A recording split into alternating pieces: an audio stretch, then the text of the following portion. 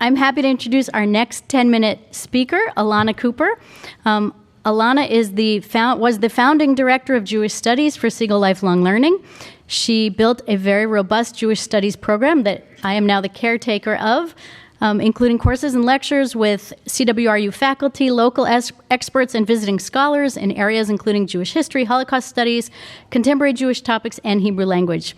In 2019, Alanna left Siegal to join the Religious Studies Department at CWRU, where she currently serves as assistant professor and holds the Abba Hillel Silver, right? The Abba Hillel Silver Chair in Jewish Studies. Welcome, Alanna.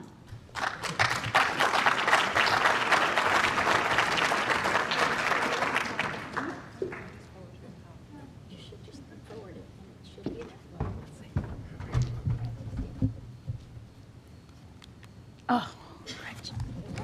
Thank you, Gila, and thanks to everyone who organized this evening. I'm happy to be back here at Siegal.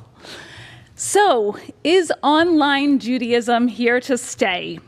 Before I address this question, I'm going to provide a definition. In using the term online Judaism, I'm distinguishing between Jewish life that happens in the physical, material world and that which is unfolding digitally or online.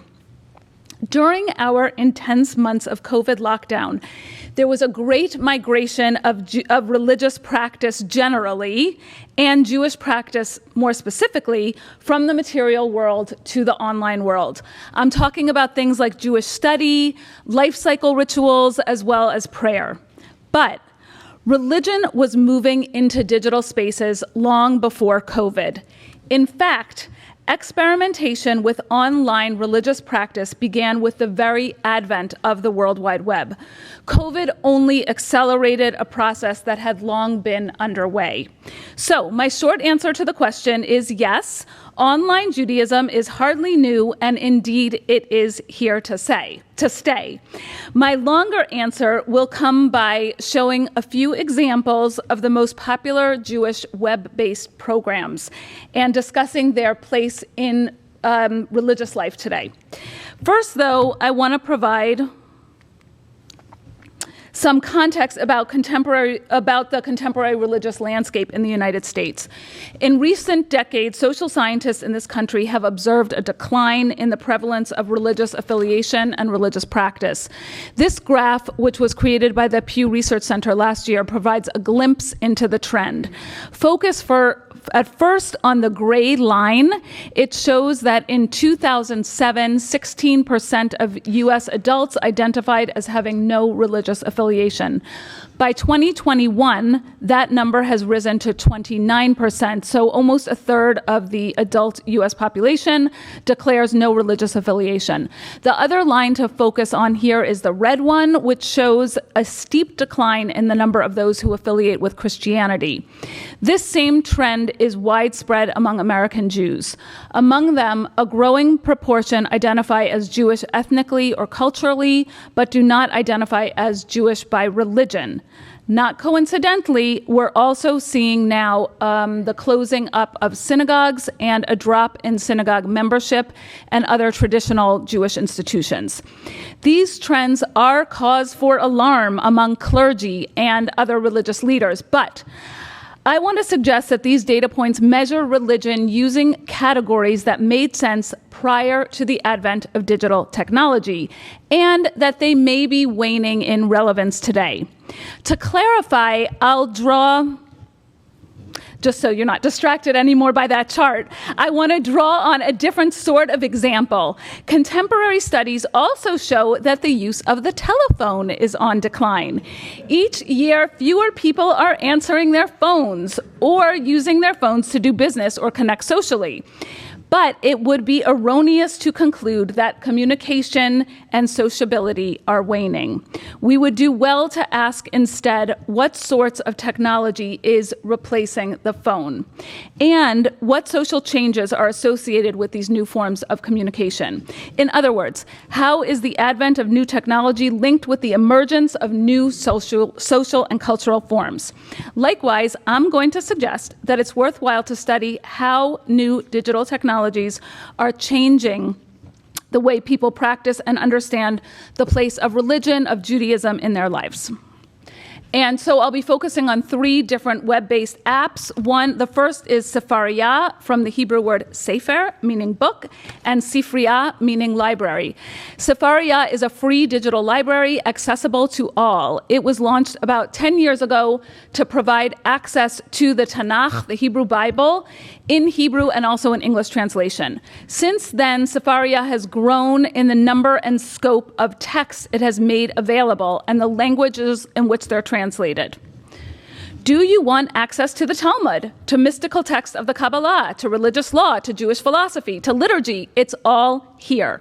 Just a decade ago, you would have needed a Jewish library, a physical space to access all these volumes.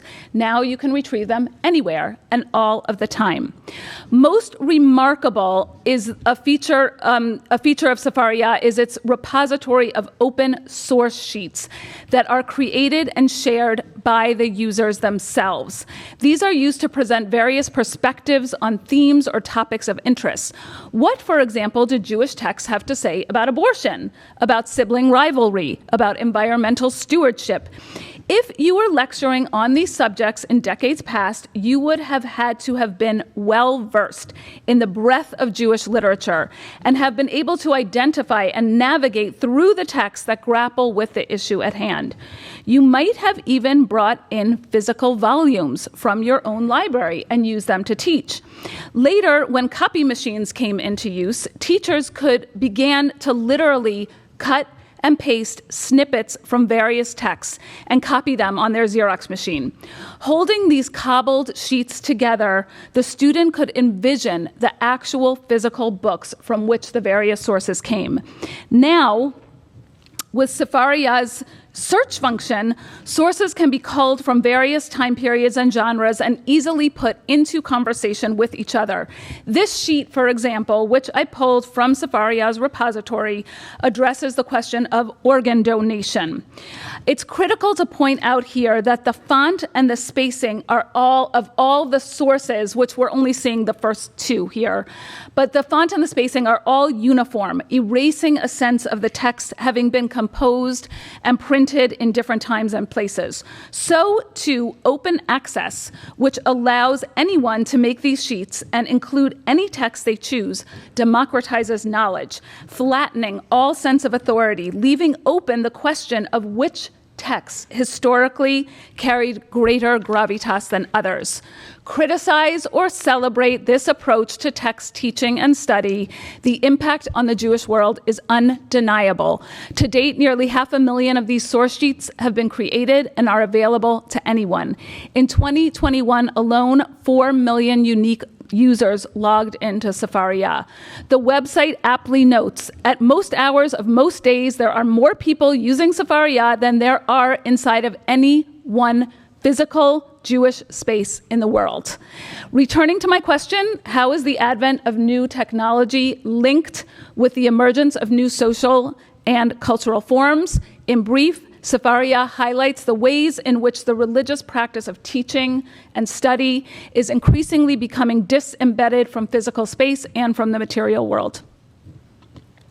I'm going to move now to talk about HebCal, which is a Jewish-based calendar that you can customize and then download to integrate with your own personal Google or Outlook calendar. This very popular application draws in about 500,000 unique visitors each month. The tool is so useful because, unlike the secular calendar, the Jewish or Hebrew calendar is lunar, which means that holidays and anniversaries fall out on what could appear to a casual observer at random and unpredictable dates. Rosh Hashanah, the Jewish New Year this year, for example, begins on Sunday, September 25th. But next year, it starts on Friday, September 15th. Let's look at another example. This calendar, I'm going to skip this one. This calendar here was created to honor the memory of Jacob Stern, who died in 1916 on the first of the month of Sivan. In 1916, that was June 2nd. But in 1930, the anniversary of Jacob Stern's passing was May 28th. Knowing these dates and the way they change over each year is critical for any of Jacob Stern's descendants who observe yearly ritual mourning practices. Prior to the advent of Hebcal, special calendars like these were made for keeping track not just of death anniversaries, but also of Jewish holidays, of the Torah portion read each week, and for the start of each new month. With Hebcal, by contrast, Jewish time and secular time are integrated. And I've just drawn up a mock Hebcal calendar that shows my Zoom meetings and faculty meetings in brown and my Jewish calendar dates in the pink. Hebcal takes Jewish time, and this is all downloaded from the application. Hebcal takes Jewish time out of Jewish institutions and out of discrete Jewish corners of life and mainstreams them. Finally, in my last minute, I'm going to end with a note about technology that is being used to preserve the memories of individuals who survived the Holocaust and who are now reaching the end of their lives. Building on the monumental work of the Shoah Foundation to videotape interviews with thousands of Holocaust survivors, this new dynamic project was introduced to the public about 5 years ago.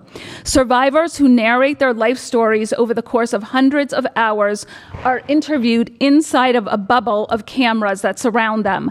Later, the individual is projected in 3 dimensions, creating an illusion that she or he is sitting in the same space as you. In this intimate virtual encounter, speech recognition technology allows audience members to engage in conversation with the survivor.